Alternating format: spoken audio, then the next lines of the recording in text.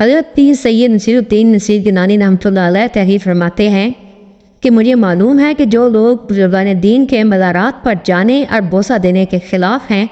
وہ یہ مضمون پڑھ کر بہت خوش ہوں گے اور طرح طرح کی باتیں بنائیں گے۔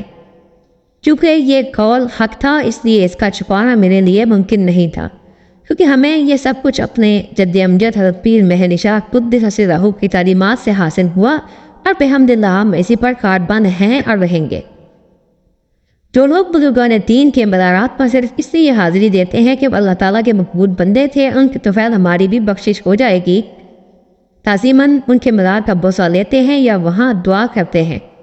یا ان کی خدمت میں اپنا کوئی نذرانہ عقیدت پیش کرتے ہیں، اس میں قطعاً کوئی قباحت نہیں اور نہ ہی شریعت مطہرہ میں مذکورہ امور کے سلسلے میں ممانعت کا کوئی ٹھوس ثبوت ملتا ہے۔ مشائخ کے مزارات کو بوسہ دینا قبر پرستی نہیں ہوتی، کسی شے کا پوجنا اور عبادت کرنا اور فعل ہے اور اس کی تعظیم و تکریم دوسری بات ہے۔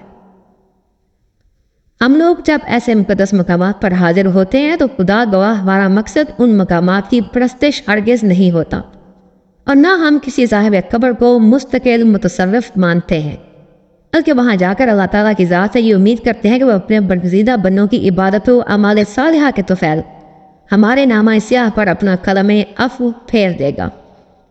اور اگر اسے بھی قبر پرستی ہی کہا جائے تو پھر یہ بھی بتانا ہوگا کہ جو لوگ بیت اللہ میں جا کر دور سے سجدہ کرتے ہیں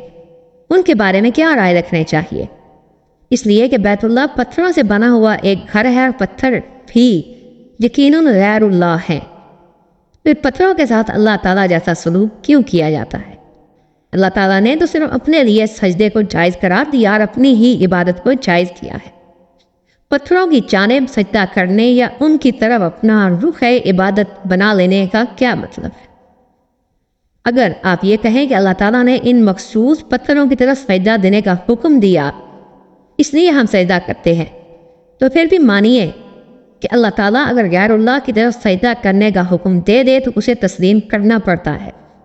کیونکہ کعبہ کے پتھر بھی تو ہماری طرح غیر اللہ کی صف میں آتے ہیں۔ لہذا آپ یہ کہیں گے کہ ہم کعبۃ اللہ میں حاضری کے وقت بظاہر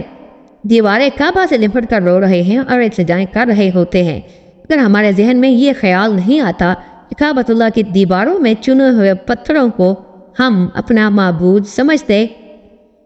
اور ان سے مرادیں مانگتے ہیں، تو پھر آپ ان لوگوں کے حق میں اس قدر بدظنی سے کیوں کام لیتے ہیں جو بزرگان دین کے ہاں اور دیگر مقامات مقدسہ پر حاضری دیتے اور وہاں اللہ تعالیٰ کے حضور دعا کرتے ہیں؟ کیا ایسے لوگ مشرک ہوتے ہیں؟ ہم تو مزارات اولیاء پر زیادہ سے زیادہ چھپ جاتے ہیں، جبکہ آپ آج تک دیوار کعبہ میں چنے ہوئے پتھروں کی جانب جو بہرحال غیر اللہ ہیں سجدوں پہ سجدے کیے جا رہے ہیں۔ ایسا کرنا اللہ تعالیٰ کے حکم سے ہی صحیح، مگر یہ حقیقت آپ کو تسلیم کرنا ہی پڑے گی کہ آپ کے مسجود ظاہری تو چند پتھر ہی ہیں، وہ مسجود لہو نہ صحیح مسجود الہ تو ہیں۔